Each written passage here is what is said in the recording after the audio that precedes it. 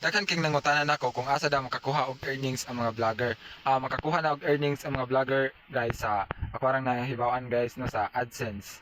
So sa AdSense guys kay ang nakabutang din guys kay ang kuan. Ang mga vlogger ay maaaring kumita sa pamamagitan ng AdSense, isang programa ng Google na nagbibigay ng bayad sa mga content creators sa bawat ad click o view. So, mao na siya guys, ang or dira maka-income ang mga vlogger sa AdSense.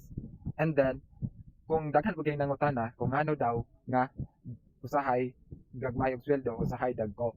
Ang kini ko siya guys kay ang ako ang nakuha nga update, mao na siya guys. Ang mga vlogger ay maaaring kumita ng mas malaki o mas maliit. Depende sa kanilang mga gawain at mga estratehiya. Oh. So, mao na siya guys. So, mao ka mo